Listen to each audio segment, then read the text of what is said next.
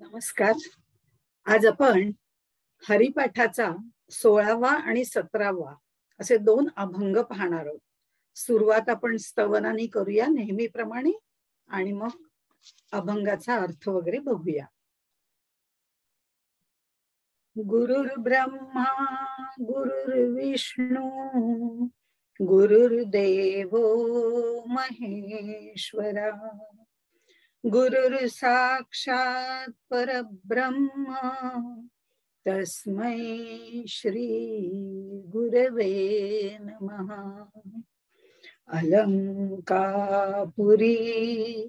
पुण्यभूमी पवित्र तिथे नांदतो ज्ञान राजा सुपात्र तया आठविता घडे पुण्य राशी. नमस्कार माझा सद्गुरु ज्ञानेश्वरासी.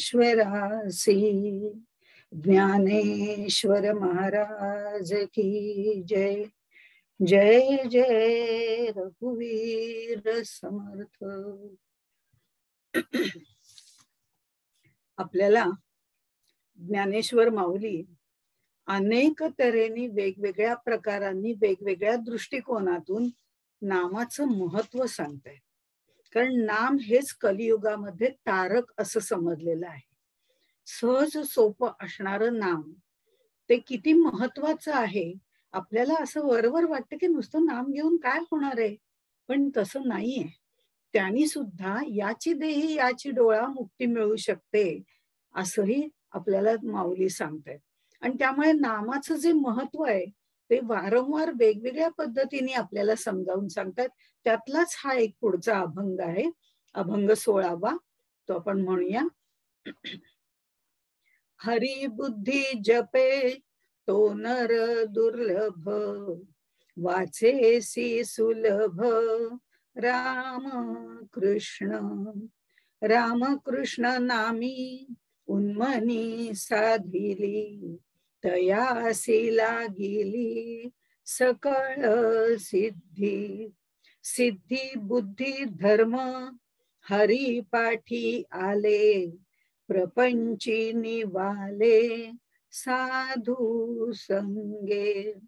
ज्ञानदेवी नाम राम कृष्ण ठसा येणे दश दिशा आत्मा राम.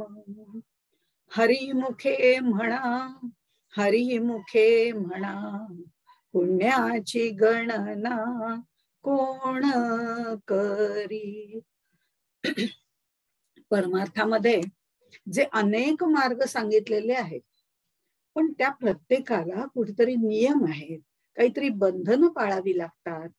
आता आपण गायत्री मंत्राचं अनुष्ठान करायचं झालं तर त्याची दीक्षा घ्यावी लागते, व्रतबंध व्हावा लागतो आणि मग आपल्याला ते अनुष्ठान वगैरे करता येतं. स्नान संध्या ब्रह्मचर्य असे सगळे जे काही नियम आहेत ते पाळावे लागतात.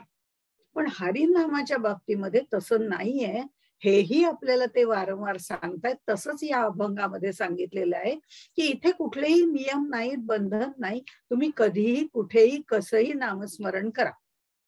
नामस्मरण कसंही करा, पण ते सातत्याने तोंडामध्ये आपल्या मुखामध्ये ते मुरलं पाहिजे सातत्याने. जसं समर्थ दासबोधामध्ये सुद्धा म्हणतात, चालता बोलता धंदा करिता खाता जेवता सुखी होता नाना उपभोग भोगिता नामस्मरण करावे श्रीराम. आता हे चालता बोलता आपण बऱ्याच वेळा बघितलेलं आहे, पण इथे त्यांनी म्हटलंय खाता जेविता सुखी होता. माऊली सुद्धा आपल्याला तेच सांगतात, हे सुखी होता सुद्धा नामस्मरण आलं पाहिजे. दुःखामध्ये आपण नामस्मरण नेहमी करतोच, कारण त्याची आठवण तेव्हाच आपल्याला होते. काय रे देवा असं केलं असं म्हणून तरी का होईना पण होते. पण सुखी होता हे महत्वाचं आहे, कारण सुखामध्ये आपल्याला त्याचं विस्मरण होतं आणि जे काय सुख मिळतं ते माझ्यामुळेच ही भावना जास्त प्रबळ झालेली असते की मी असं केलं ना म्हणून हे असं झालं आणि म्हणून मला आनंद झाला. ही भावना त्याच्यामध्ये जास्त असते. आणि म्हणून इथे त्यांनी सांगितलं की सुखी होता हे सुद्धा तितकंच महत्वाचं आहे. जसं आपण म्हणतो, आम्हाला दुःख नको असतं, आम्हाला सुखच हवं असतं, पण मला दुःख दे, मला दुःख दे की जेणेकरून मला तुझी आठवण सातत्याने होईल, असं मागणारी कुंतीसारखी एखादीच असते. त्यामुळे हे मला दुःख दे हे मागण्यापेक्षा सुद्धा आपण असं म्हणूया की त्या सुखामध्ये सुद्धा त्याची आठवण झाली पाहिजे, हे महत्वाचं आहे. आणि त्यामुळे ह्या नामस्मरणाची गोडी आपल्या लक्षात येते.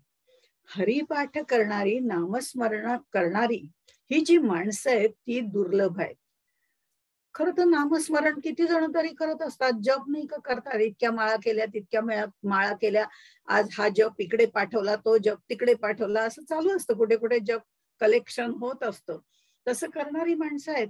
पण जप करणं, नाम घेणं आणि नामस्मरण करणं यातलाही फरक आपण यापूर्वी बघितलेला आहे, की त्यामध्ये आतमध्ये त्याचं स्मरण चित्तामध्ये ठेवून मुखामधून नाम आलं पाहिजे, हे स्मरण आहे. आणि ते खरं म्हणजे सहज, सोपं आणि फुकाचं आहे असं म्हटलेलं आहे खरं, की त्याच्यासाठी काही आपलं काही मांडावं लागत नाही, गमवावं लागत नाही, ठेवावं लागत नाही, काही नाही. काही मांडावे न लगे, काही सांडावे न लगे, येता जाता उठता बसता काही करताना आपल्याला ते करता येतं. इतकं ते सहज, सोपं आणि फुकट आहे. पण काय आहे, फुकट असलं की प्रापंचिक माणसाला त्याची किंमत नसते. त्यामुळे खरं तर ते सोपं आहे, फुकट आहे असं जरी म्हटलं तरी ते दुर्लभ आहे. कारण हा ठीक आहे नंतर करू, ते खाता बसता उठता असं सांगितलंय ना, केव्हाही करता येईल, केव्हाही करता येईल असं म्हणत म्हणत आम्ही ते करायचंच थोडंसं दूर राहतं. अशी थोडीशी प्रापंचिक माणसाची वृत्ती असते आणि तो त्या प्रपंचामध्ये गुंतलेला असतो, म्हणून त्याला वेळ होत नाही, असंही आहे. पण हे म्हणायला अत्यंत सोपं आहे, सुलभ आहे, असंही माऊली आपल्याला सांगतायत. म्हणजे इथे जर आपण बघितलं तर मुखाने तर घ्यायचंय नामस्मरण. आता हे वाणी जी आहे ती बोलण्याशिवाय दुसरं कुठलं काम करते का? कुठलंही काम करत नाही. खरं पाहिलं तर डोळ्यांनी आपण अनेक गोष्टी पाहतो, हातानी बोटानी अनेक कामं करत असतो वेगवेगळी, किंवा मुखातली जी क्रिया आहे ती जीभ, ती सुद्धा वेगवेगळी कामं करत असते, दात वेगवेगळे काम करत असतात. अहो अगदी ओठ म्हटलं तर ओठ सुद्धा तोंड बंद करायचं काम करत असतं. पण ह्या वाणीला फक्त बोलण्याचं काम आहे, फक्त उच्चारण्याचं काम आहे. तोंडानी आपण खायचं काम करतो आणि मुखानी उच्चारायचं काम करतो. हा मुख आणि तोंड यातला थोडासा फरक आहे बरं का. जे सतत उघड बंद होतं त्याला तोंड म्हटलं जातं. आता सुद्धा ते उघड बंद होतच आहे, त्याप्रमाणे त्याला तोंड म्हणतात. पण त्यातनं ज्या वेळेला वाणी बाहेर पडते तेव्हा ती वाणी महत्वाची असते. आणि म्हणून वाणी फक्त बोलायचं काम करत असली तरी ते काम तिने रामनामाचं करावं, वायफळ बडबड करण्याचं करू नये, कारण ती दोन्ही कामं करू शकते. या पद्धतीने ती वाणी कुठली उच्चारायची हे महत्वाचं आहे. म्हणून म्हटलं जातं, पायी हळूहळू चाला, मुखाने नाम राम राम नाम घ्या, असं घ्यावा असं, किंवा पायी हळूहळू चाला, मुखाने राम नाम बोला, असं म्हटलं जातं. हे मुखानी बोलायचं असतं, तोंडानी नाही. तोंडाची अनेक कामं आहेत, वेगवेगळी कामं आहेत, उघड बंद करण्याचं काम आहे, त्यामुळे ते नाही. वाणीतनं ते बाहेर पडतं, मुखातनं ते बाहेर पडतं. म्हणून मुख केवळ नामस्मरणासाठी दिलेलं आहे. पण तरीही त्याचा उपयोग आम्ही बडबड करण्यासाठी करत असतो. तो न करता वाणीचा उपयोग नामस्मरणासाठी करावा, असं आपल्याला वारंवार सांगितलं जातं. कारण वारंवार सांगितल्याशिवाय आपल्या मनावर ते बिंबत नाही ना, त्यामुळे ते महत्वाचं आहे. इथे ह्या बुद्धीचा विवेक करून जे नाम घेतलं जातं, हरिबुद्धी ज्याला म्हटली जाते, ती हरिबुद्धी म्हणजे भगवंताच्या नामाचा जपच करायचा आहे. तो जप करणारा जो माणूस आहे, आता बघा आपण हळूहळू खूप पुढे आलेलो, आपला 16वा अभंग चाललेला आहे. उन्मनी अवस्था, समाधी अवस्था वगैरेच्या पुढे उन्मनी अवस्थेपर्यंत आता पोचायचंय. तर त्यामुळे इथे त्यांनी असं म्हटलेलं आहे, हा जो भगवत भक्त नामाचा जो जप करत असतो त्यावेळेला त्याला माहिती असतं की माझ्या आत असलेला जो मी आहे तो खरा मी आहे. हा जो वरती मला दिसतोय नाम रूप धारण केलेला तो खरा मी नाहीये. हा आतमध्ये भरलेला जो मी आहे तो खरा मी आहे. अहम ब्रह्मास्मी, मी ब्रह्म आहे, ही भावना त्याच्यामध्ये असते. पण हा जो माझ्या आत भरलेला आहे ते जे आत्मतत्व आहे त्यांनीच हे शरीर निर्माण केलंय आणि संपूर्ण शरीरातल्या पेशी तो वावरतोय, तो खरा आहे हे त्याच्या लक्षात येतं. आणि असा विवेकाने विचार करणारा तो हरिबुद्धीचा, अशा तऱ्हेने त्यांनी म्हटलेलं आहे. त्यामुळे हा जो पेशी रोमामध्ये जो भरलेला आहे असं त्याला वाटतं, तो नित्य नाम घेणाराच असतो. आणि त्यामुळे नित्य नाम घेणारा, हरिबुद्धीने घेणारा तो नर दुर्लभ असं म्हटलेलं आहे. त्यामुळे राम नाम घेणारे बरेच आहेत, अनेक लोक आहेत, ते सहजपणे घेत आहेत, पण हरिबुद्धी जपे तो नर दुर्लभ असं म्हटलेलं आहे. आणि वाचेशी सुलभ रामकृष्ण हे खरं म्हणजे अगदी सोपं नाम आहे, त्यामुळे ते घ्यायलाही हरकत नाही असंही त्यांनी सांगितलं. पुढे ते म्हणतात, रामकृष्ण नामी उन्मनी साधिली तयासी लाधली सकळ सिद्धी.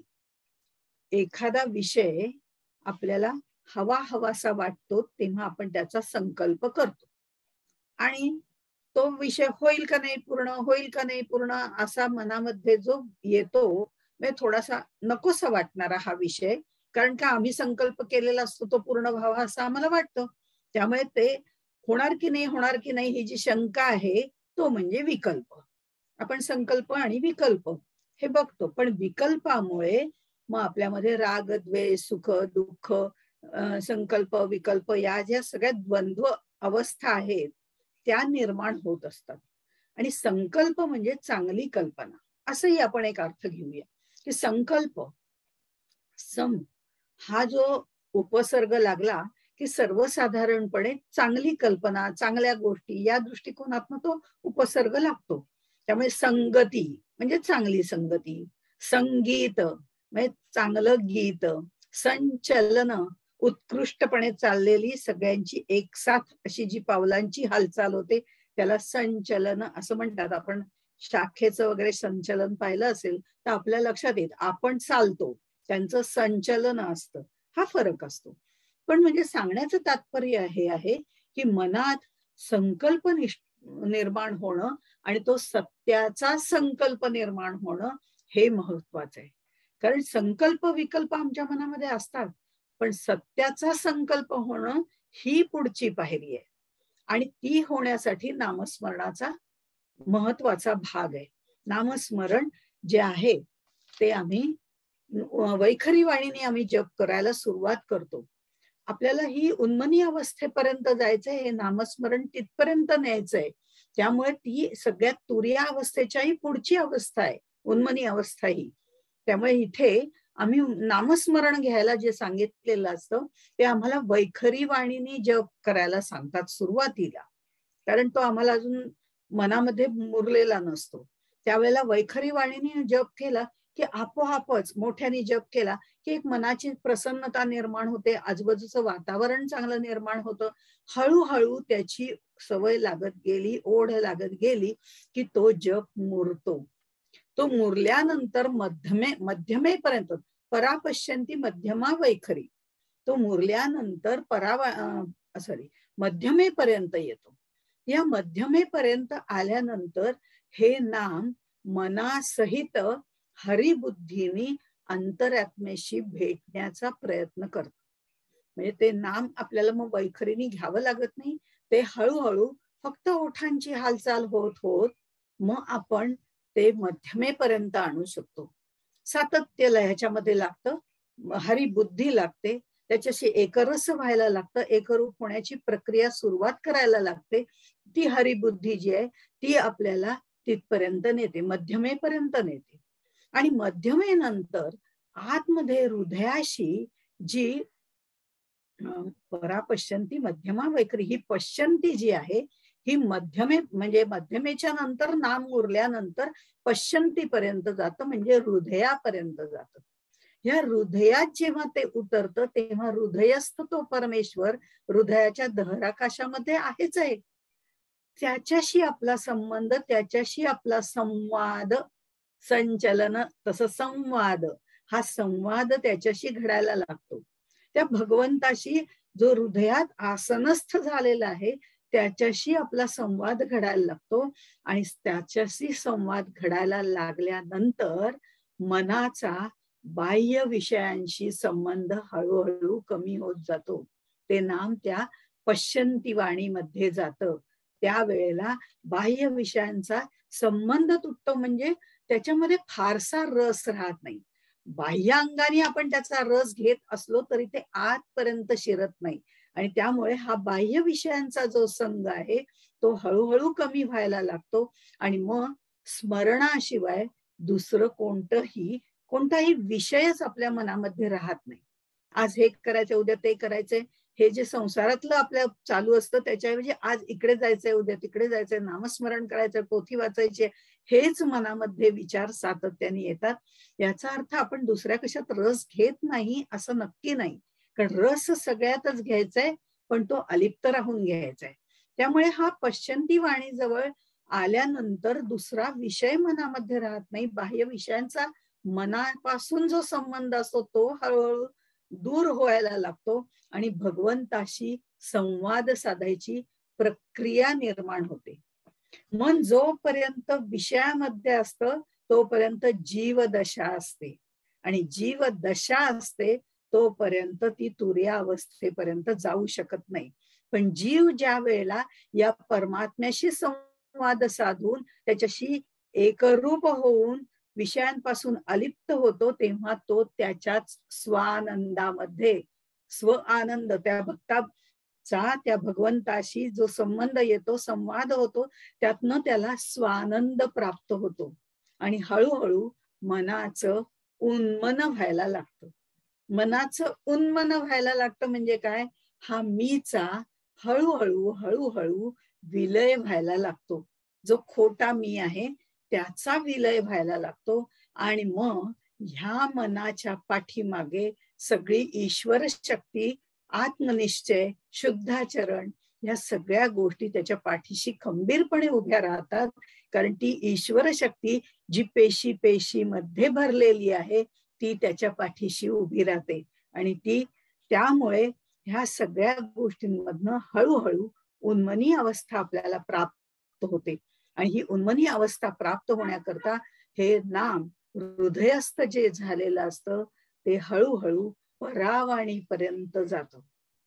आणि मग परावाणीपर्यंत गेल्यानंतर तिथे आपलं खरं म्हणजे उगमस्थान आहे, आपलं म्हणजे जीवाचं. कारण बेंबी जवळ हे परावाणीचं स्थान आहे. आणि बेंबी मधून जी नाळ आपल्याला जन्मता, म्हणजे आईचं आणि आपलं जोडण्यासाठी जी नाळ असते, ती नाळ जोपर्यंत असते तोपर्यंत आपण आईपासून वेगळे झालेलो नसतो. पण जेव्हा ती नाळ कापली जाते तो क्षण म्हणजे खरा आपला जीवदशा प्राप्त करण्याचा म्हणजे काळ आहे. आणि मग हे नामस्मरण तिथपर्यंत मुरत गेलं की आपोआपच ही जी परावाणी आहे ती परावाणी, त्या परावाणीच्या परेहून परता ज्याला म्हटलं जातं, त्याच्या पलीकडे तो थांबलेला आहे.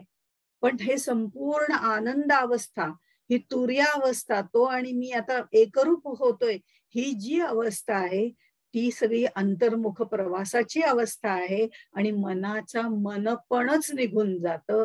त्यावेळेला उन्मनी अवस्था प्राप्त होते.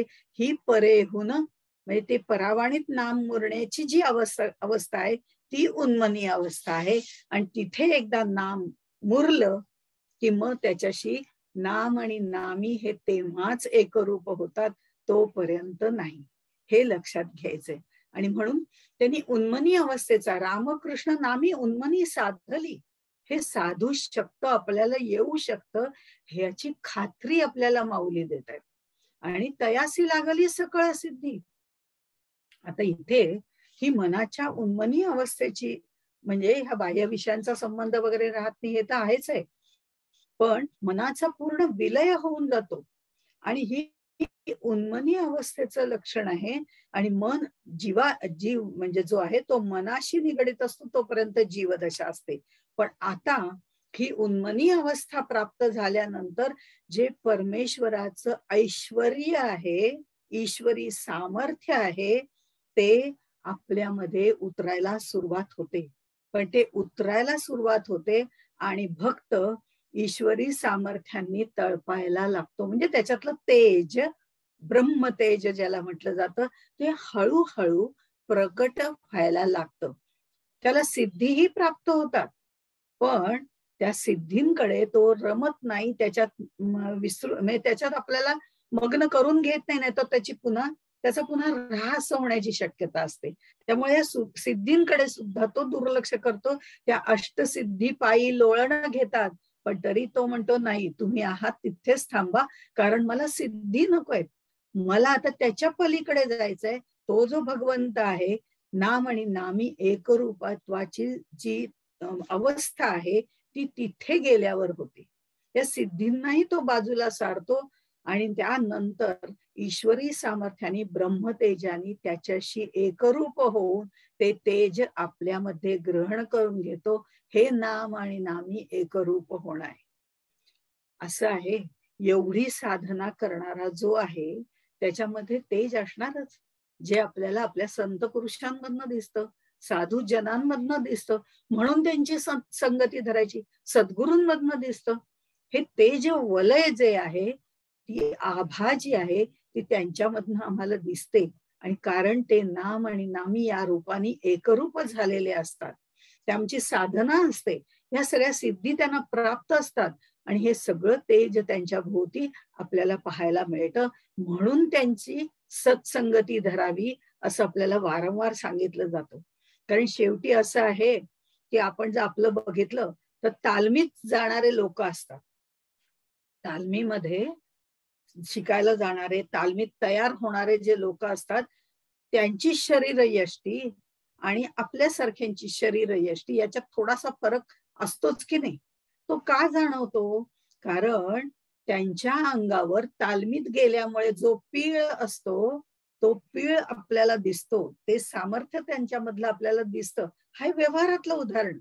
तालमीत सातत्याने जाणाऱ्या मनुष्याचे काय ते हल्ली 6 पॅक वगैरे म्हणतात, तशा टाईप असेल कदाचित, मला त्यातली माहिती नाही. पण मी एवढंच म्हणेन की ते तालमीत रोज नित्य नियमाने जाऊन ते व्यायाम करणाऱ्यांची जी शरीर यष्टी आहे ती बांधेसूद असते किंवा तो पीळ त्यांच्या अंगावर दिसतो. तसंच अशी भक्ती करणाऱ्यांच्या अंगामध्ये ते तेज आपल्याला दिसतं, जे आपल्यामध्ये आपल्याला पाहायला मिळत नाही किंवा आपल्यामध्ये ते फारच कमी असतं. त्याच्यामध्ये अनेक असंख्य त्या आभा जी असते, ऑरा म्हणतात, ती जी असते त्याच्यामध्ये अनेक गोष्टी असतात, त्यामुळे ते तेवढं तेजस्वी नसतं. अशा पद्धतीने सांगितलेलं आहे. ही सिद्धी, सामर्थ्य, हे बुद्धी, त्या बुद्धीचा निश्चय, हे शुद्धाचरण, या सगळ्या गोष्टी ज्या आहेत त्या त्याच्यामध्ये आपल्याला प्रत्ययास येतात आणि हे सगळं हरिपाठाने प्राप्त होतं. क्षिप्रम भवती धर्मात्मा, याप्रमाणे ते तात्काळ होतात. तात्काळ म्हणजे इतक्या तात्काळ नाही बरं का. तात्काळ म्हणजे कोणत्या क्षणी, तो क्षण साधला की, तत्क्षणी, या दृष्टीने तात्काळ म्हटलेलं आहे. आम्हाला असं वाटतं आम्ही आज नाम घेतलं की उद्या तात्काळ झालं आम्हाला प्राप्त सगळं तेज बीज सगळं, असं नसतं. हे तात्काळ म्हणजे तो क्षण साधला की, म्हणून देवाची द्वारी उभा क्षण भरी, तो क्षण साधणं महत्वाचं आहे. हे पहिलं अनुसंधान जे आहे ते ज्ञानेश्वर माऊलींनी कुठेही सोडलेलं नाही, जे आपल्याला सुरुवातीच्या, म्हणून सगळं झाल्यानंतर आम्ही पुन्हा म्हणतो हरिमुखे म्हणा, हरिमुखे म्हणा. त्याचं कारण हे आहे, कारण अनुसंधान ते पहिल्या अभंगातलं आहे आणि तेच त्यांनी पुढपर्यंत आणलेलं आहे, फक्त त्याच्या खोलात आपल्याला नेलेलं आहे. पुढे सिद्धी बुद्धी धर्म हरिपाठी आले, प्रपंची निवाले साधू संगे, असं म्हटलेलं आहे. म्हणजे या हरिपाठानी, नामस्मरणानी, आत्मस्वरूपाच्या दर्शनानी सगळं काही साध्य होतं. हे आपल्याला माऊली सांगतायत, ज्ञानेश्वर माऊली सांगतात आणि ते अनुभवासहित सांगतात, त्यामुळे त्याला महत्व आहे. ते महत्व याच्यासाठी आहे की आपण जर या 4 भावंडांकडे पाहिलं, त्यांच्या चरित्राकडे पाहिलं, तर ते स्पष्ट होतं की पाठीवर मांडे भाजलेले आहेत. कुठून आली ही शक्ती? हे त्या पेशी पेशीमध्ये मुरलेलं स्मरण आहे भगवंताचं. म्हणून भिंत चालवली. अहो, त्या 9 वर्षाच्या मुक्ताबाईंनी 1400 वर्षाच्या चांगदेवांना, म्हणजे चांगदेव जे आहेत त्यांची ते शिष्य झाले. म्हणजे चांगदेवांची ही छोटीशी चिमुरडी गुरु झालेली आहे. हे तेज कुठनं आलेलं आहे? या भावंडांचा जर आपण बघितलं तर व्यक्तिगत संसार यांनी केलेलाच नाहीये. संसार म्हटलं की आम्हाला संसार प्रपंचच आठवतो, जो पाचा गोंधळ आहे. पण यांनी जो प्रपंच केला तो सगळ्या समाजाचा केला. त्यांनी जो प्रपंच केला तो आत्मस्मरणाचा केला. त्यांनी जो प्रपंच केला तो आत्मा रामाचा केला. समर्थ रामदासांनी सुद्धा हाच प्रपंच केलेला आहे. आणि म्हणून या सगळ्या भावंडांनी हे नामस्मरण इतकं मुरवलेलं होतं की ते नाम आणि नामी एकरूप झाले होते आणि ते स्वतः एकरूप झालेत. आणि म्हणून त्यांनी म्हटलंय प्रपंची निवाले साधू संगे. आम्ही हे सगळं, आम्हाला हा जो संसार हे ते सगळं आहे ते आहे ना, आम्ही हे सगळं भोगतोय, पण ते भोगणारे आम्ही नाहीच आहोत. आमच्या आत जो बसलाय ना तोच भोगतोय. नामस्मरण आम्ही करतच नाही. आमच्या आत जो बसलाय ना तो करतोय. म्हणजे कुठलंच कर्तृत्व ते आपल्याकडे घेत नाहीत. सगळं कर्तृत्व सद्गुरुचरणी अर्पण करतात. आणि हे नामस्मरणातनं फक्त शक्य होतं. इथे त्यांनी म्हटलं की निवाले हा शब्द वापरलेला आहे. आता प्रपंची निवाले म्हणजे प्रपंच करून ते शांत झालेले आहेत. समाजाचा प्रपंच केलेला आहे, पण स्वतःच सुद्धा 2 वेळेला पोट भरण्याकरता जेवण खाण करावंच लागलंय ना. त्यासाठी सुद्धा त्यांनी तोही प्रपंच केलाय. पण तो प्रपंच करताना हा आपला नाहीये, हा या देहाचा प्रपंच आहे हे समजून केलेला आहे. हा फरक आहे इथे. म्हणून निवाले जे म्हटलेलं आहे ना, ते निवाले ही सुद्धा एक प्रक्रिया आहे. आपण दुधाची उपमा घेऊया. आपण दूध म्हणजे रोजची आपल्या व्यवहारातली उपमा घेतली की आपल्याला कळतं की दूध जे आहे ते जर तापवलं नाही तर नासतं. आधी दूध तापवावं लागतं. हे तापवणं जे आहे ना ते तपाग्नीने आपल्याला सुद्धा तापवावं लागतं. विषय वासना या सगळ्या जाळून टाकाव्या लागतात. दूध तापवल्यानंतर ते नासत नाही, कारण आतलं सगळं जंतू वगैरे असतात ते मरून जात असतील, असं काहीतरी त्याच्या मागे शास्त्रीय कारण आहे. आपल्याला सुद्धा आधी उकळवावं लागतं, तापवावं लागतं. ते विषय वासना त्रिविधताप हे सगळे नष्ट करावे लागतात आणि त्या स्मरणामध्ये एकजीव व्हावं लागतं. हे उकळणं आहे, दुधाचं उकळणं. दूध आधी उकळतं आणि उकळल्यानंतर ते वर येतं. ही भगवत भक्ती मनाचं उन्मन होतं. ही भगवत भक्ती, तादात्म्य या सगळ्या गोष्टी आपोआपच नंतर होतात ज्या वेळेला तुर्य अवस्थेतून उन्मनी अवस्थेपर्यंत जातो त्यावेळेला. म्हणजे दूध आधी तापवावं लागतं, तापवल्यानंतर ते वर येतं आणि ते वर आल्यानंतर शांत होतं. आपण बंद करतो ते शांत होतं आणि ते बंद नाही केलं तर ते उतू जातं. ते उतू जातं म्हणजे अष्टसिद्धीच्या मोहात पडतं. पुन्हा ते पुसावं लागतं, घासावं लागतं, सगळं करावं लागतं. पण इथे आपण ते बंद केल्यानंतर म्हणजे बाह्य विषय बंद केल्यानंतर ते जे उकळणारं दूध होतं, ते वर आलेलं जे दूध होतं, त्या उन्मनी अवस्थेपर्यंत गेलेलं जे आपलं स्मरण होतं, नामस्मरण होतं, ते हळूहळू शांत होतं. दूध सुद्धा वरती आलेलं हळूहळू शांत होतं. हे शांत होतं म्हणजे सत्संगतीमुळे, सदाचारामुळे हे मन पूर्णपणे अमन होतं, शांत होतं. आणि शांत झाल्यानंतर मग हळूहळू ते निवतं. आपण म्हणतो ना की अगदी निवून, आता अगदी छान तापवलं होतं पण छान निवून गेलंय म्हणजे शांत झालं. निवाले, निवाले म्हणजे पूर्ण थंड झालेलं आहे आणि त्याच्यावर साय धरते. त्यावेळेला त्याच्यावर साय धरते. आता हे शांत होतं, थंड होतं म्हणजे मनाचं उन्मन झाल्यावर सर्व चित्तवृत्ती शांत होऊन जातात. राग, लोभ, द्वंद्व, द्वेष काहीही निर्माण होत नाही. कोणी वंदा, कोणीही निंदा, काही फरक पडत नाही. हे शांत होणं आहे. हे निवाले, हे साधू संगेच निवतं, हेही तितकंच खरं आहे. आणि मग त्याच्यावर साय धरते असं मी म्हटलं. ही जी साय आम्ही मात्र त्याचं उदाहरण असं देतो की नातवंडांवरचं प्रेम हे प्रपंचातली साय आहे, साईसारखं प्रेम करतो असं आपण म्हणतो. नातवंडांवरचं प्रेम अशी उपमा दिली जाते. इथे जी साय धरते, अध्यात्मामध्ये जी साय धरते असं म्हटलेलं आहे, हे नामस्मरणाचं कवच त्याच्या भोवती निर्माण होतं.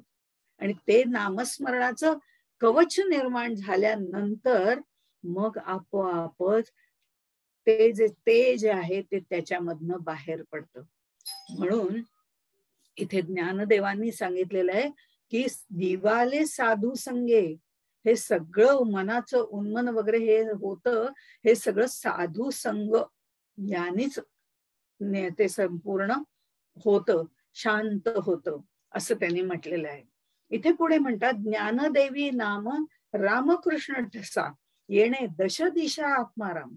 एकदा का ते सिद्धी बुद्धी धर्माचरण सामर्थ्य विवेक विचार या सगळ्या गोष्टी त्याच्यामध्ये आल्यानंतर आणि परमेश्वराचं तेज आपल्या पाठीशी उभं राहिल्यानंतर जे ब्रह्म वर्चस आपल्याला प्राप्त होतं, त्यांनी दश दिशा राम आत्मा रामच दिसायला लागतो, चराचरामध्ये भगवंतच दिसायला लागतो.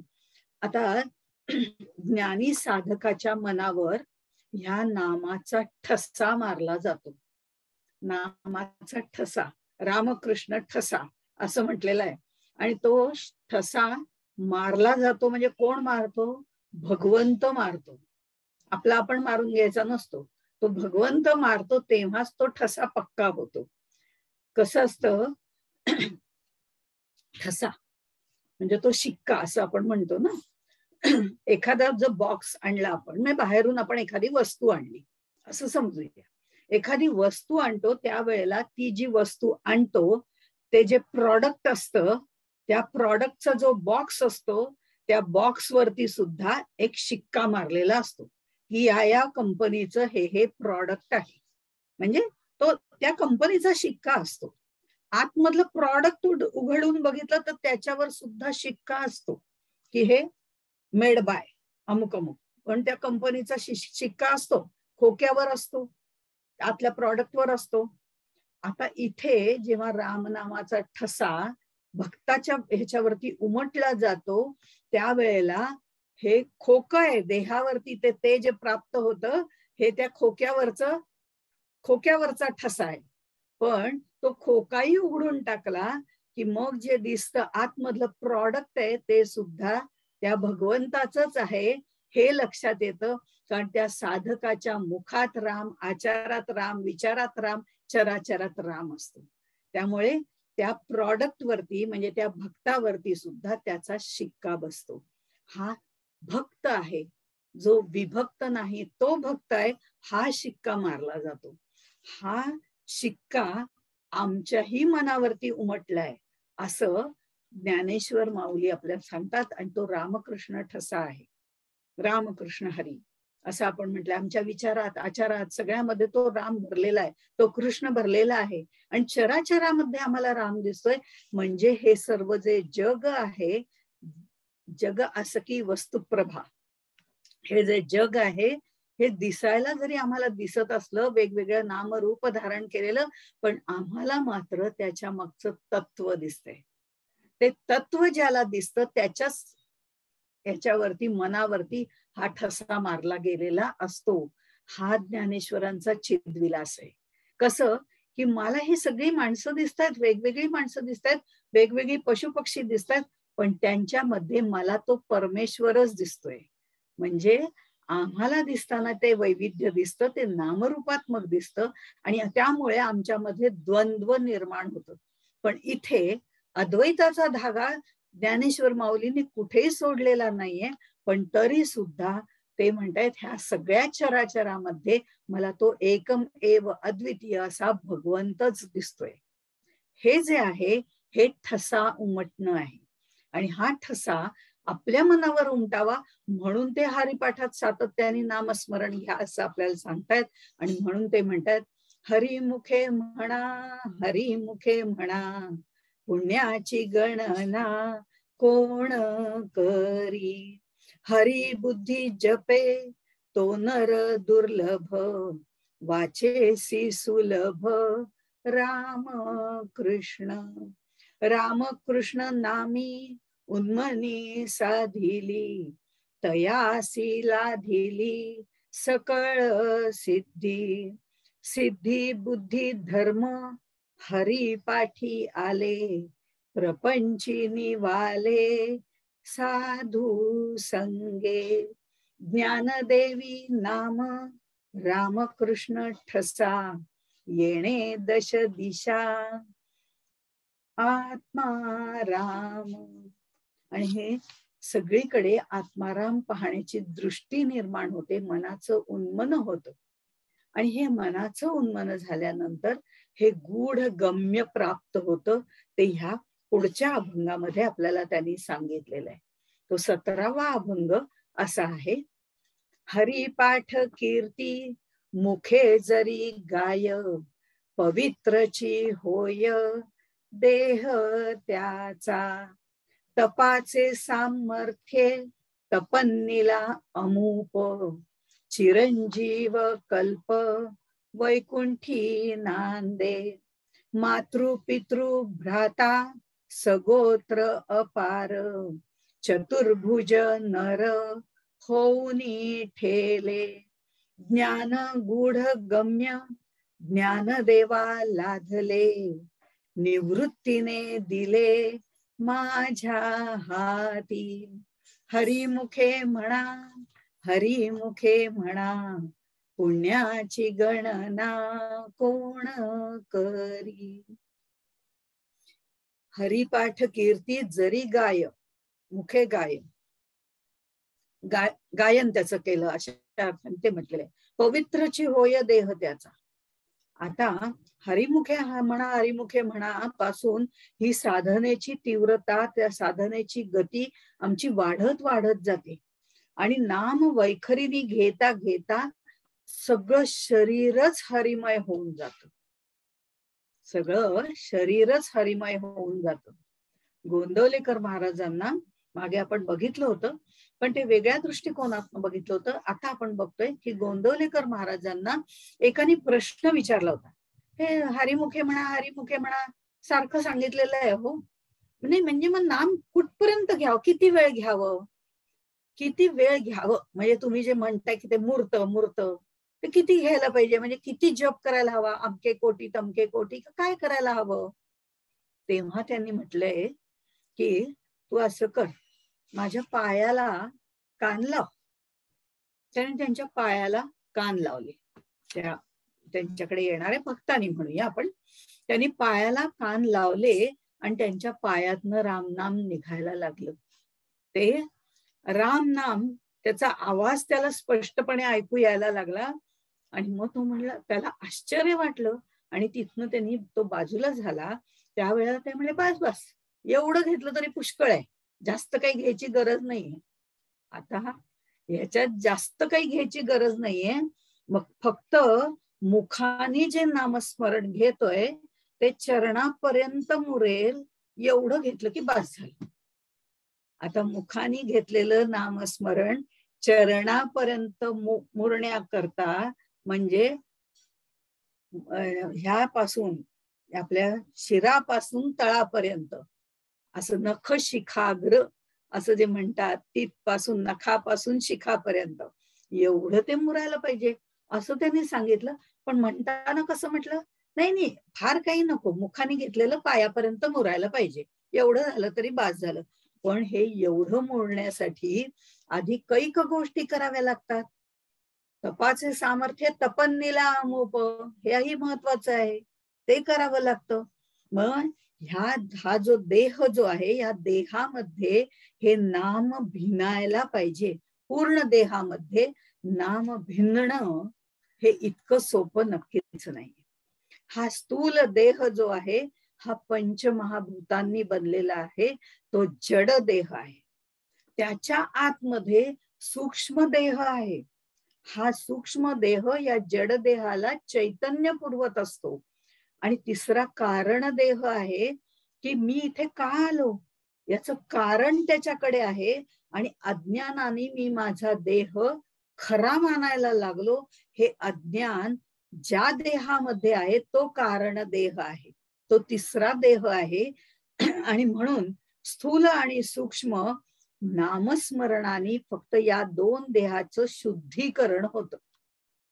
स्थूल आणि सूक्ष्म देहाचं नामस्मरणाने फक्त शुद्धीकरण होतं. सातत्याने नामस्मरण घेतलं, सत्संगतीमध्ये राहिलो की आचार विचार उच्चार या सगळ्यामध्ये बदल होतो.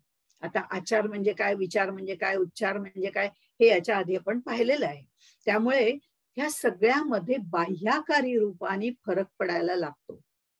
पण म्हणून ते नाम मुरलं असं नाही. हळूहळू सूक्ष्म देह, जो ज्या सूक्ष्म देहामध्ये आपल्या वासना विकार असतात, तो सूक्ष्म देह ते वासना विकार आत्ता आपण सांगितलं त्याप्रमाणे बाह्य गोष्टींपासून आपण दूर जातो आणि आतले विचार आणि वासना या सुद्धा हळूहळू त्याच्यापासून दूर जातात आणि ते सगळं वळण भगवंताकडे जातं. भगवंताकडे वळण जातं याचा अर्थ असा आहे की त्या नामात मुरल्यानंतर हे वासना विषय जे आहेत ते सगळे भगवंताचेच होऊन जातात. विषय काय, भगवंताचाच.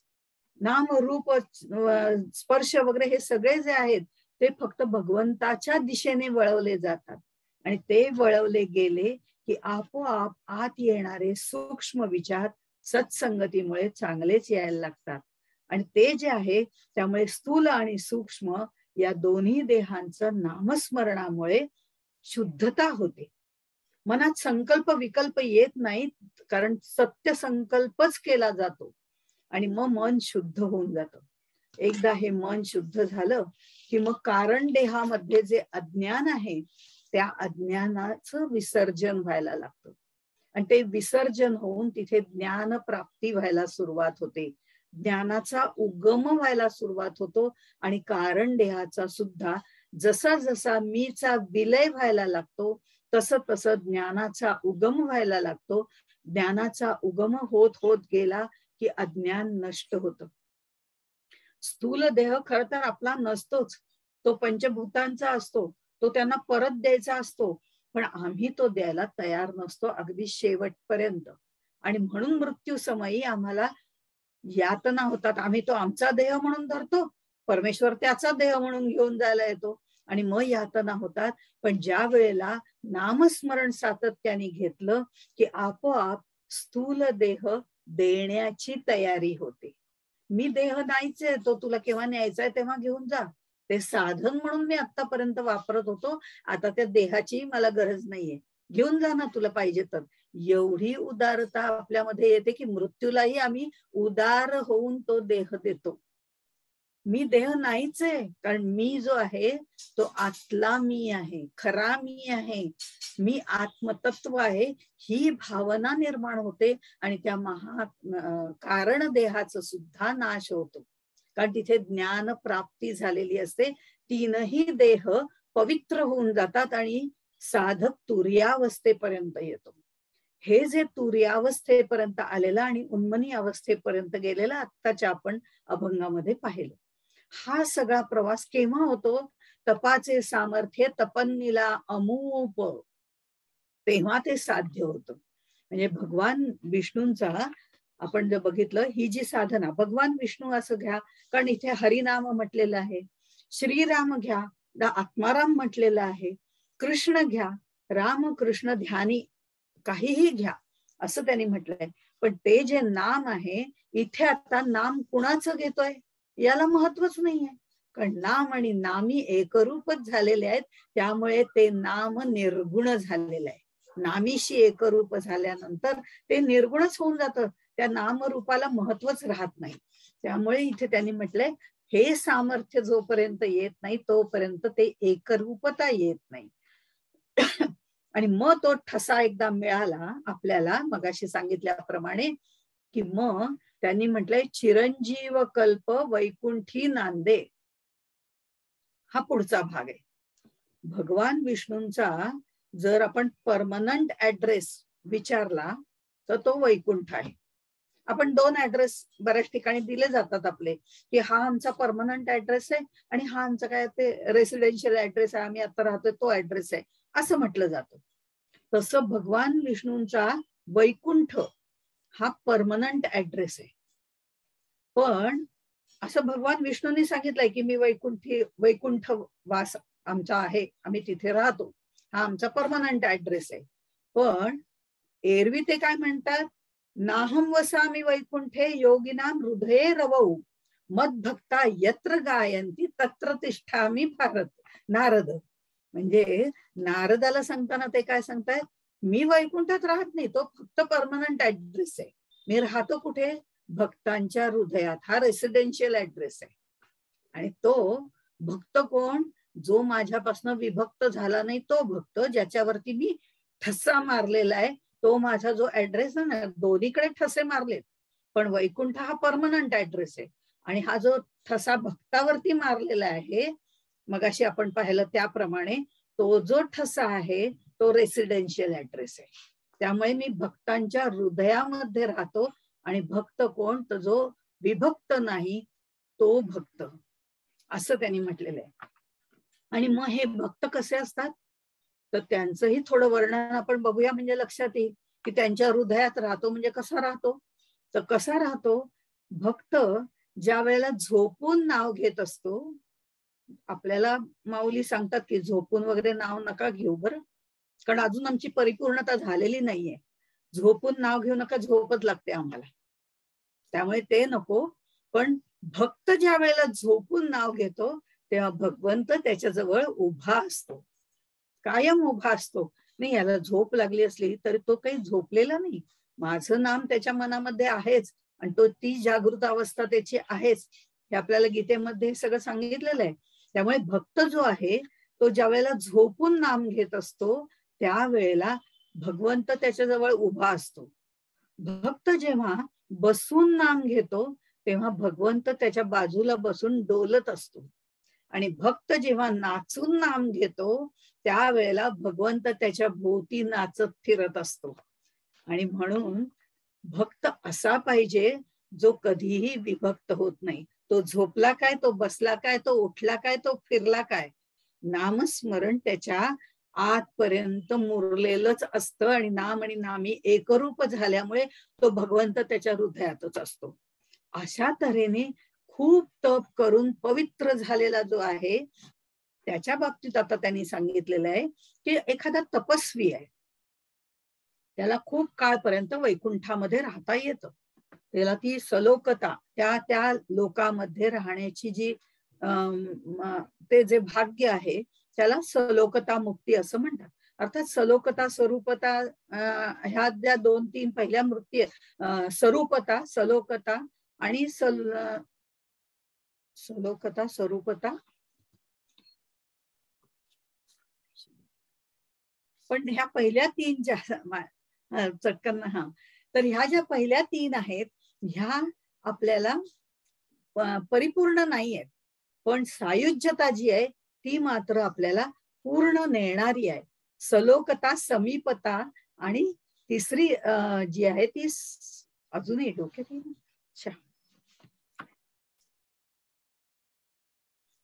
कोणी सांग, लक्षात येत आहे?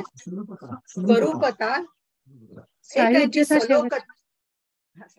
शेवट, सलोकता त्या लोकामध्ये राहणं नाही का, स्वरूपता त्याच्याशी एकरूप होऊन तेच रूप आपल्यामध्ये प्रकट करणं, आणि तिसरी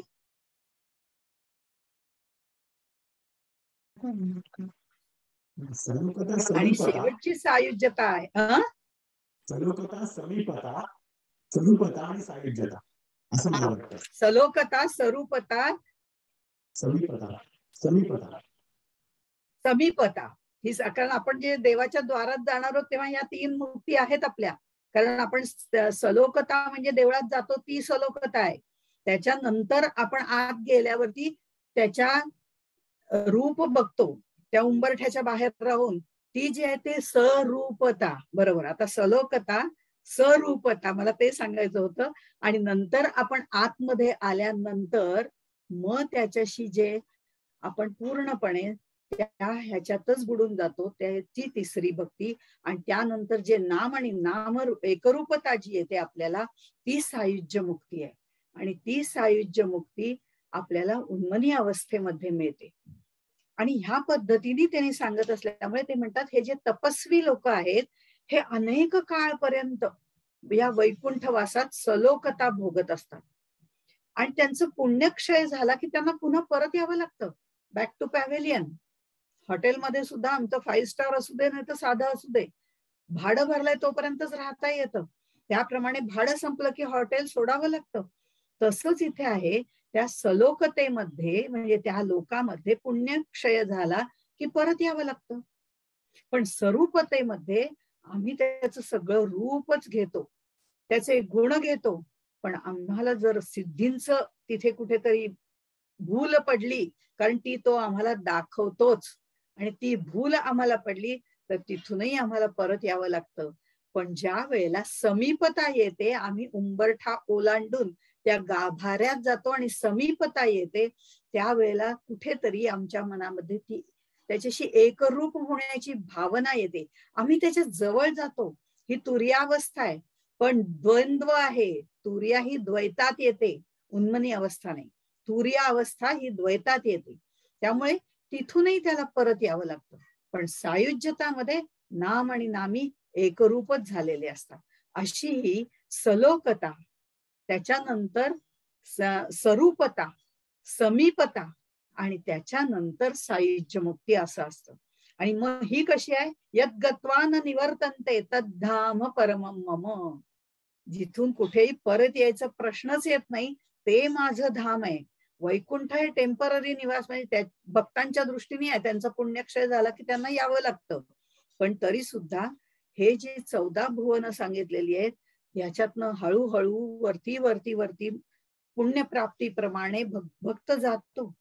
पण नामस्मरणामुळे वेगळीच प्रक्रिया निर्माण होते, असं इथे माऊली आपल्याला सांगतायत की नामस्मरणामुळे हा जो भक्त आहे, आता जे उदाहरण दिलेलं होतं, बसून घेतो, उठून घेतो, नाचून घेतो, हा जो भक्त आहे ना, हा भक्त त्या वैकुंठापर्यंत जाण्याचे श्रमच घेत नाही. तो म्हणतो नको, काय करायचंय, तूच माझ्या हृदयात आहेस, आता मी या भूलोकावरच वैकुंठ निर्माण करतो की जिथून मला परत येणं जाणं राहतच नाही, येणे जाणे नाही आम्हासी, आणि त्यामुळे ह्या भूलोकावरच मी वैकुंठ निर्माण करतो. अशी ताकद नामस्मरणाने या भक्तामध्ये येते. म्हणजे काय होतं, तो याची देही याची डोळा विदेह स्थिती प्राप्त करतो आणि मुक्त होऊन जातो. त्याला त्या वैकुंठावर जाण्याची गरज नाहीये की पुण्यक्षय झाला की परत या, कशाला जायचं मग तिथे, असं हा भगवंताचा भक्त जो आहे तो असं म्हणतो की मी या भूलोकावरच वैकुंठ निर्माण करतो, तिथनं काही गरजच नाही कुठे जाण्या येण्याची, आणि इथे राहूनच भक्ती करतो तुझी, आणि ही भक्ती करतो म्हणजे ज्ञानोत्तर भक्ती करतो. अशा पद्धतीने हे वर्णन केलेलं, हे किती महत्वाचं आहे बघा. नामस्मरणाने त्याच्याशी एकरूपत्व वगैरे घेण्यापेक्षा सुद्धा आम्ही इथेच राहू, या भूलोकावरच वैकुंठ निर्माण करू. मग येणं जाणं आम्हाला राहतच नाही, कारण आम्ही इथे नसतोच, देहाने आम्ही इथे नसतोच. विदेही झालेलं जे आहे ते तुझं स्वरूप आहे, आणि जे दिसतंय तेही तुझं स्वरूप आहे. अशा पद्धतीने राहिलं जातं. हे भू वैकुंठ त्यांच्या दृष्टीने तयार होतं. मग पुढे माऊली म्हणतात, मातृपितृ भ्राता सगोत्र अपार चतुर्भुज नर होऊन ठेले. या ओळीतनं ते आपल्याला सांगतात सगोत्र अपार. ही नातलगांची यादी काही करता येत नाही बरं का, बरेच नातलग असतात आपल्याला, आणि त्यामुळे त्यांची यादी करणं खूप अवघड असतं. कोण जवळचे, कोण नात्याचे, कोण रक्ताचे, कोण बिन रक्ताचे, कोण गुरुबंधू, कोण वगैरे वगैरे वेगवेगळे प्रकार असतात. त्यामुळे ही नाती खूप असतात. पण त्यांनी काय म्हटलेलं आहे, सगळे अपार, सगळे जे काय असतील त्या सगळ्या गोत्रांचा उद्धार केला जातो. हा नामधारक नाम घेत असतो, त्याच्या नामाने सगोत्र, सगळ्या गोत्रांचा असाही अर्थ घेता येतो, आणि जो त्याचं गोत्र आहे, त्याचे जे नातेवाईक आहेत, त्या सगळ्यांचा उद्धार होतो. आता हे कसं काय शक्य आहे, पण हेही महत्वाचं आहे, कारण हा नामस्मरण घेणारा जो आहे, भक्त जो आहे, त्या भक्ताच्या सहवासात कोणी आप्तस्वकीय आले तर त्यांनाही त्याची, जो भक्त भगवंतच झालेला आहे, ज्यांनी वैकुंठ इथेच निर्माण केलेलं आहे, त्याला त्याची म्हणजे त्या आप्तस्वकीयांना स्वरूपता प्राप्त होते, त्याच्या जवळ आल्यामुळे सलोकता प्राप्त होते.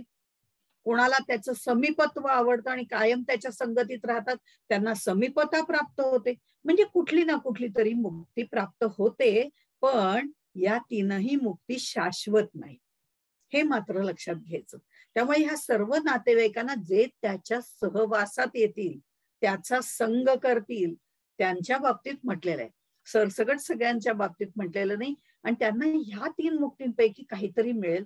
नाही मिळालं तरी सुद्धा त्यांना चांगला जन्म तरी पुन्हा नक्की मिळेल, असं त्यांनी सांगितलेलं आहे.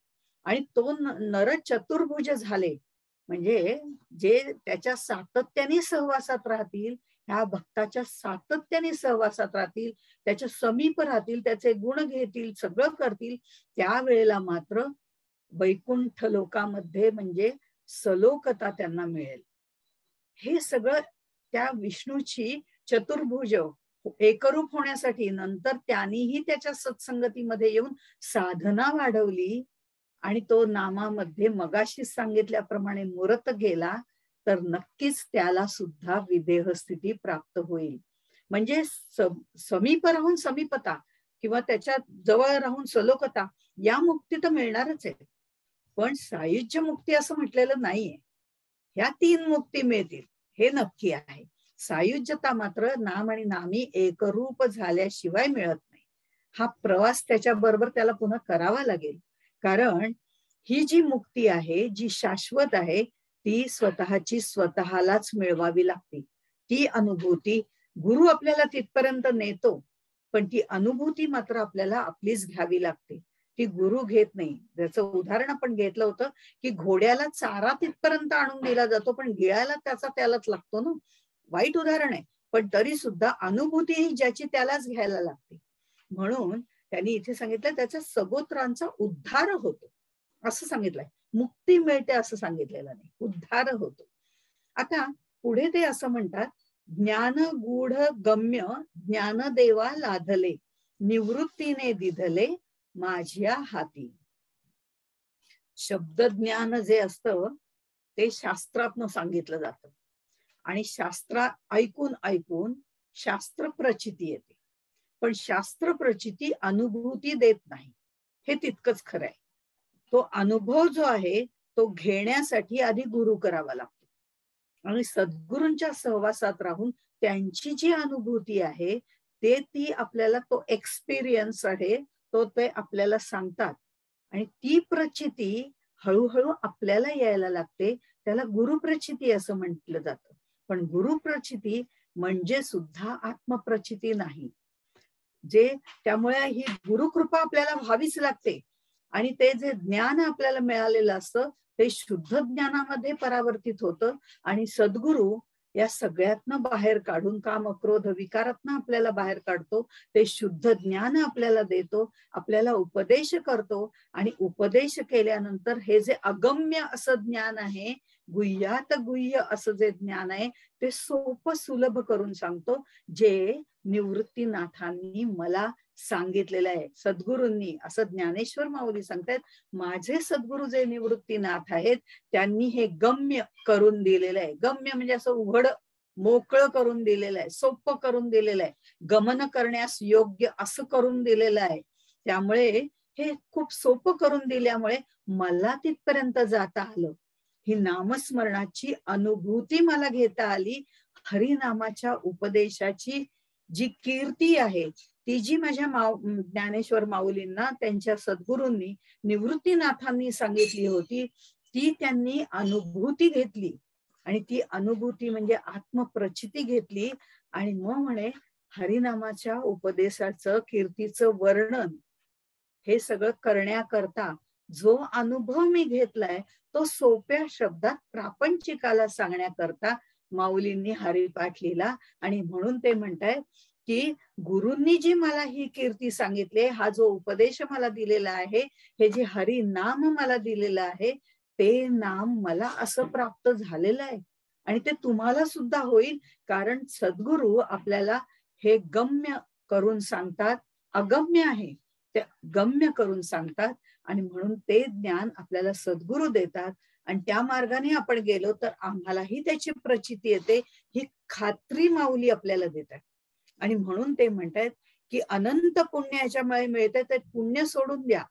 कारण पुण्य ह्या शब्दाचा व्यावहारिक अर्थ म्हटलं तर आपण संसारामध्ये अगदी पुण्यवान आहे बाई, सगळा प्रपंच कसा व्यवस्थित चाललाय, सुनं मुलं नातवंड सगळं व्यवस्थित चाललंय म्हणजे हिला पुण्य मिळालंय असं आपण संसारातला घेतो. पण प्रपंच सुखाची प्राप्ती होणं म्हणजे पुण्य नव्हे, त्याला माऊली पापात्मक पुण्य असं म्हणतात.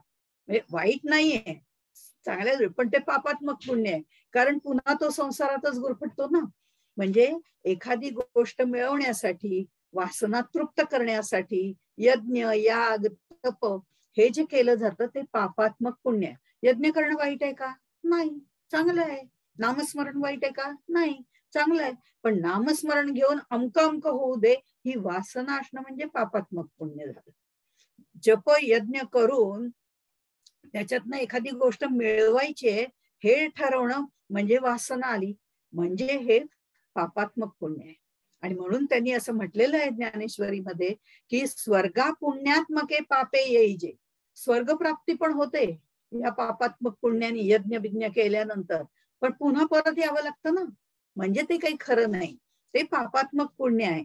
पण स्वर्गा पुण्यात्मके पापे येईजे, पापात्मके पाप नरकाने येईजे. ते तर करायलाच नको, ते सोडूनच द्या, कारण आता हरिपाठ वाचलं तर ते नाहीच आहे. मग माते जेणे पाविजे, म्हणजे जिथे त्या स्वस्थानाला जायचंय, त्या आत्मारामापर्यंत जायचंय, ते शुद्ध पुण्य. ते हे जे आहे ते नामस्मरणाने सायुज्य मुक्ती प्राप्त होते, ते हे खरं म्हणजे पुण्य आहे असं त्यांनी सांगितलेलं आहे. आणि मग हे सांगताना ते असं म्हणतात, भगवत भक्तीने, सद्गुरु कृपेने हे नाम महात्म्य, त्याचा गूढार्थ जो आहे तो मला समजलाय आणि सद्गुरु कृपा करतात त्यांना हा समजतो. हे गुह्यातील गुह्य ज्ञान, हे माझं ज्ञान जे आहे ते सगळं निवृत्तीनाथांनी मला दिलेलं आहे. म्हणजे हे सगळं श्रेय ते त्यांना देऊन टाकतात आणि त्यांना देऊन टाकलंय. आणि त्यामुळे ते असं आपल्याला सांगतायत की ते जे दिलंय ना ते मी तुम्हाला सगळ्यांना वाटून टाकतोय.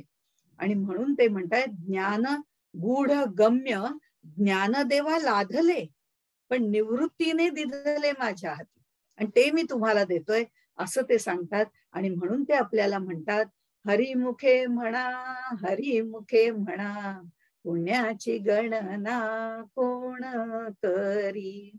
हरिपाठ कीर्ती मुखे जरी गाय, पवित्रची होय देह त्याचा.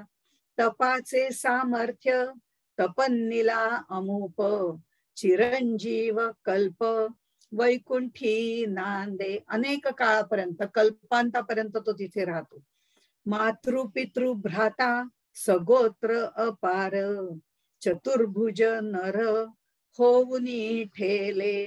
ज्ञान गूढ गम्य ज्ञान देवा लाधले, निवृत्तीने दिले माझ्या हाती.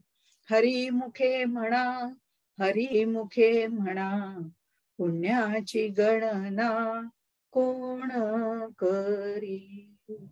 ज्ञानेश्वर महाराज की जय. जय जय रघुवीर समर्थ.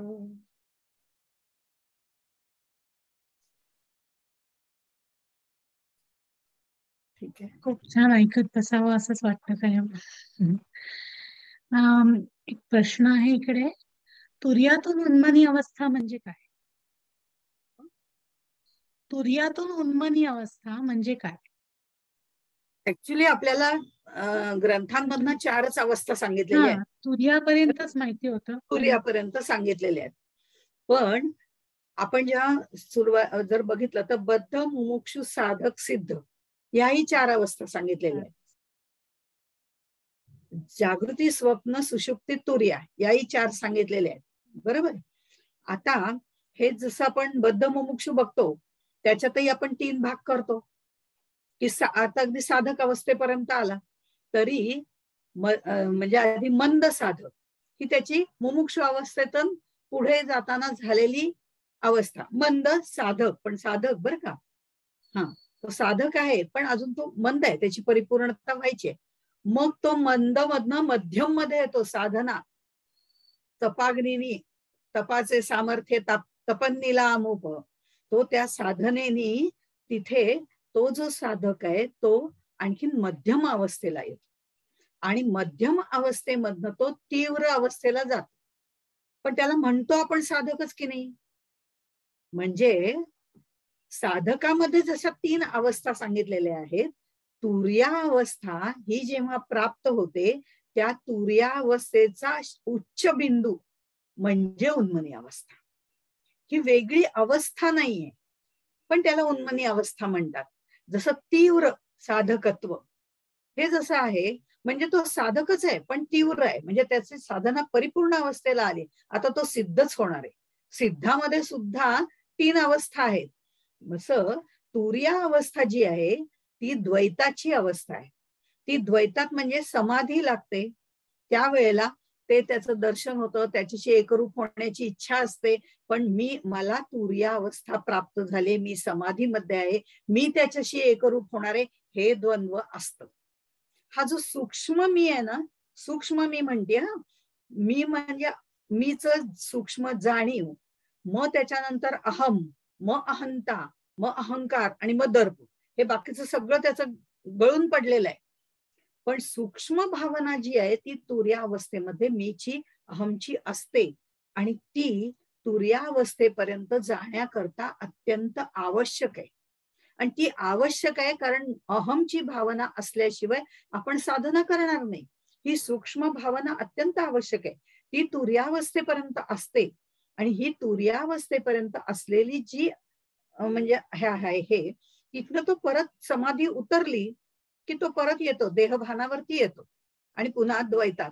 म्हणजे मी मागे उदाहरण इथे दिलं होतं का नाही माहिती नाही, पण द्वैत आणि अद्वैत याच्या मधल्या लाईनवरती तो उभा असतो.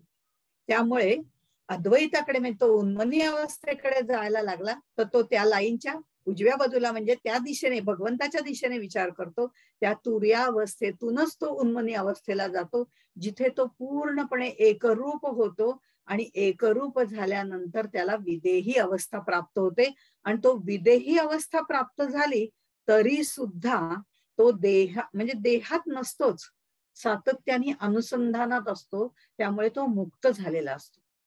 त्याच्या अंतःकरणात रोमारोमात पेशीत तो भरलेला असतो. ती उन्मनी अवस्था आहे. त्यामुळे तुर्या अवस्थेची परिपूर्ण परिणिती म्हणजे तुर्या अवस्था, उन्मनी अवस्था. त्या तुर्या अवस्थेची परिपूर्ण अवस्था म्हणजे उन्मनी अवस्था. ही वेगळी अवस्था नाहीये, पण ते तुझे स्वरूप, त्या आत्मारामाची ओळख होण्याकरता ते तुझे स्वरूप आहे असं आत्मारामामध्ये सांगितलेलं आहे. त्यामुळे ही तुर्या अवस्था वेगळी कुठली अवस्था नाही, तो त्याचा उच्च बिंदू, अगदी परमोच्च बिंदू आहे. एवढंच त्याच्यामध्ये आपल्याला म्हणतात. आणि तिथे मात्र अद्वैत प्रस्थापित होतो. हा प्रश्न ऍक्च्युली आमचाच होता, म्हणून मी त्याला जोडून एक प्रश्न विचारते पुढे, की आपण तुर्या अवस्था म्हणजे ते साक्षी भाव मानतो ना, म्हणजे साक्षी म्हणून. तर मग आता म्हणजे मला काय म्हणायचं सांगता येत नाही मला, पण तो साक्षी भाव तिथे राहत नाही, ते एकच होऊन तोच होतो, तोच भगवंत होऊन जातो. म्हणजे साक्षी रूपाने अहम राहत नाही आणि फक्त अहमही राहत नाही आणि अस्मी राहत नाही. पण अहम अस्मी, अहमही राहत नाही आणि अस्मी राहत नाही. मी आहे, जो म्हणतो की मी ब्रह्म आहे त्याला ब्रह्मज्ञान झालेलं नाहीये, कारण त्याच्यात अहम अस्मी आहे, म्हणजे अहमची सूक्ष्म भावना आहे. पण तो जेव्हा म्हणतो की अहम ब्रह्मास्मी, सद्गुरु सांगतात तत्त्वमसी, अरे तो तूच आहे. आणि त्याची अनुभूती त्याला यायला लागते की येस अहम ब्रह्मास्मी, अहम आहे, अस्मी पण आहे. पण त्याला ती अनुभूती यायला लागते. याचा अर्थ ती अनुभूती येतेय, परिपूर्णता आलेली नाही. ही परिपूर्ण अवस्था आहे, ती उन्मनी अवस्था आहे. अहम अस्मी दोन्ही गळून पडत, हा त्यातला भाग आहे. म्हणून ती 5वी अवस्था नाहीये. आपण जे म्हणतो तुर्यावस्था म्हणजे बेसिकली सुसुप्ती, तीन ज्या अवस्था आहेत ना, म्हणजे आपल्या जागृत अवस्था, स्वप्नावस्था आणि सुषुप्ती अवस्था, यांचा तिन्हीचा जो साक्षी आहे तो तुर्य आहे. तुरीय. हा, तुर्यावस्था म्हणजे त्यांच्या साक्षी अवस्था आहे. म्हणजे तिन्ही जे बघतो तो त्या तिन्हीला बघणारा जो आहे तो तुर्यावस्थेत आहे. बरोबर आहे. पण तो बघताना देहबुद्धीवर आला तर सर्व जग त्याला दिसायला लागतं. आत्मबुद्धीवर असेल तर त्याला फक्त परमेश्वर दिसतो, त्या अनुसंधानात राहतो. ही तुर्य अवस्था आहे. म्हणून तुर्या म्हणजे प्रत्यक्ष द्वैत असं म्हटलेलं आहे शास्त्रामध्ये, दासबोधामध्ये. प्रत्यक्ष द्वैत ही. पण अद्वैत ठिकाण असं आहे, तद्धाम परमम मम, तिथनं कोणी हलवणारच नाही, कारण ती रेंटल नाहीये, ती परमनंट आपला ऍड्रेस, तिथे जायचंय. त्यामुळे ती उन्मनी अवस्था आहे. आणि जे आता आपण म्हणतोय रेसिडेन्शियल, ती जी आहे ती खरं म्हणजे भक्त विभक्त नाही, तो सुद्धा तिथपर्यंत जातो त्यावेळेची अवस्था आहे. म्हणजे तिथे एकरूपत्व आलेलं आहे असं आता आपण बघितलं नाही का. पण ही आधीची भक्ताची जी अवस्था आहे सिद्धावस्थेपर्यंत, सिद्ध अवस्था जी आहे त्याच्यात सुद्धा मंद मुमुक्षु तीव्र आहे. आणि सिद्धाची तीव्र अवस्था म्हणजे आता जो सांगितलेला भक्त आहे, जो नाम आणि नामी एकरूपत्व आलेला आहे, देही असून विदेही असा जो म्हणतो तो आहे, ती उन्मनी अवस्था आहे. थोडा फरक आहे, एक लाईन आहे फक्त त्याच्यामध्ये, थोडा आपण प्रत्येक शब्दात जसा फरक करत जातो त्याप्रमाणे, कारण हे शाब्दिक ज्ञान आहे. छान समजावून सांगितलं. ऍक्च्युली बघते अजून कोणाचे प्रश्न नाही आहेत. मध्येच कोणीतरी हँड रेज केला होता पण आता तोही दिसत नाहीये. तर मिळालं असेल आपण थांबू शकतो इथे. मी असं करते, काय बघते, चेक करते. थांबा, कोणीतरी हँड रेज केलाय, मी बघते.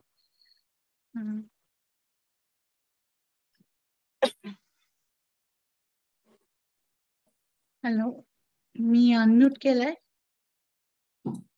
ताई, आपण अभंगाचे शेवटचा श्लोक सांगत असताना ज्ञानेश्वरीच्या ओवीचा जो संदर्भ दिला त्याचा क्रमांक समजला तर बरं होईल. धन्यवाद. पाठवते, ते सहज बोललं गेलंय. चालेल. पण ती मी ओवीचा हे संदर्भ पाठवते, सापडवता लगेच येईल, तो काही प्रश्न नाहीये. म्हणजे काय हे खरं विचारणं वर्गा पुण्यात्मके पाप येई जे असं काहीतरी ती ओवी आहे. नाही, असं हे विचारणं आमच्याकडनं ती चुकीचंच आहे, कारण सगळं आयतं मागायची सवय झाली आहे. सॉरी. आपल्याला सगळ्यांनाच गाईडवरनं अभ्यास करायची सवय झालेली असते. उत्तर आयती मिळाली की लगेच आनंद होतो. तरी आपल्याला दिशा तर मिळते. गाईडवरनं अभ्यास करून नंतर आपल्या स्वरूप आपल्या ह्याच्यात आपल्याला लिहिता येतं नाही का. त्यामुळे गाईड आवश्यकच आहे. आपण सुद्धा ज्या वेळेला प्रवचन करतो तेव्हा 4 पुस्तकांचा रेफरन्स घेऊनच करतो, त्याशिवाय करूच शकत नाही. ती 4 पुस्तकं वाचून त्यातलं आपल्याला भावलेलं आणि आपल्याला कळलेलं, अशा दोन्ही गोष्टी त्याच्यामध्ये येतात. काही वेगळं सांगितलं जात नाही ना, कुठल्या ना कुठल्या तरी पुस्तकांचा आधारच घेतला जातो. त्यामुळे सांगायला काहीच हरकत नाही. मी नक्की व्हॉट्सअपवर कळवते. ओके, धन्यवाद. थँक्यू.